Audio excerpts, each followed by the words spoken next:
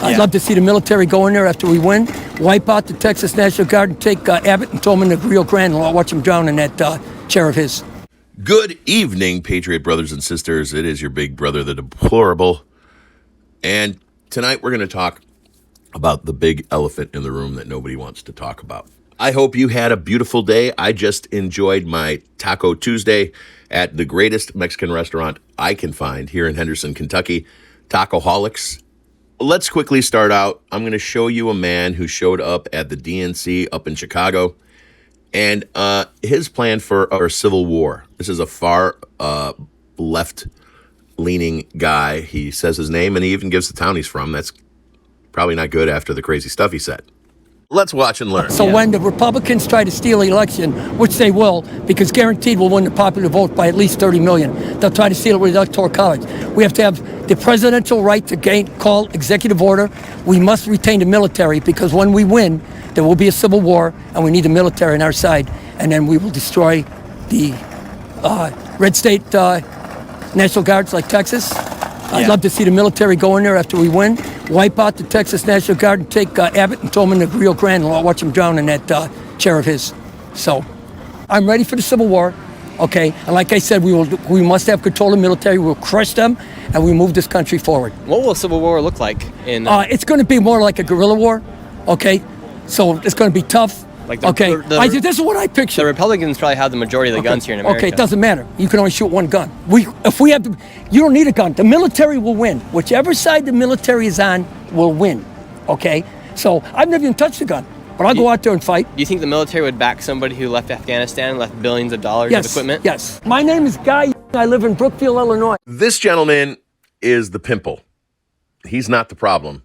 He's the end product of the problem. The problem is the oil.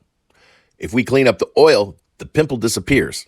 Every legacy news station and every politician has the word civil war coming out of their mouth. The problem is the very far left, after watching several hours of the DNC protests, are angry at the same politicians that the far right seem to have a problem with. Both sides for very different reasons. And to be honest, many Patriot news sources also mimic the rhetoric of a civil war. It doesn't matter how many pimples we pop, we still got a problem with the oil. Popping the pimples is a civil war. Cleaning up the oil is a revolution. And seeing that both sides are angry with the exact same treasonous traitor politicians, it seems like a simple fix. Now, my personal belief is that we as quickly as possible dissolve the agreement between the 50 states and rewrite new agreements with like-minded patriot states, leaving states like Minnesota, Illinois, New York, California, Virginia out of the mix. But my belief is a very unpopular one. So let's get to the meat and bones. A revolution.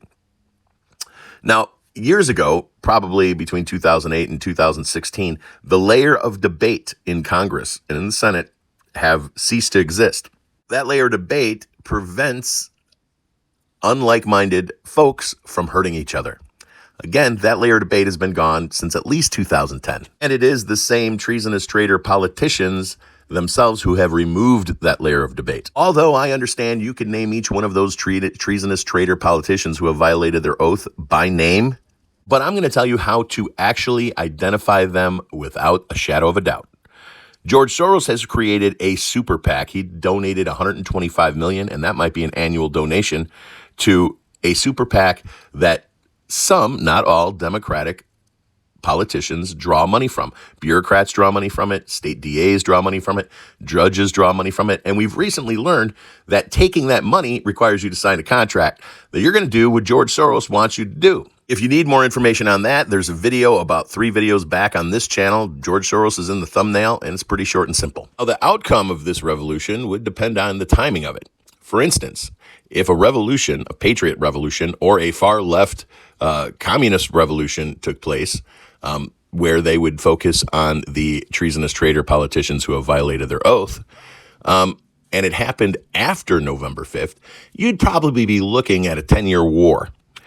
Because once you take the revolution revolutionizes one of these treasonous traitor politicians, the seat would go back to the state. The governor is probably the one appointed. He'll appoint another George Soros monkey, put him in the chair, and then you have to do it all over again. But ironically, if it happens between today and November 5th, say a treasonous traitor politician who has violated their oath is revolutionized by, this time, the Patriot Revolution, that seat would go to their opponent that they're running against. The problem is the people that are paid to do this service for us is not getting off their ass to do it because they're too scared.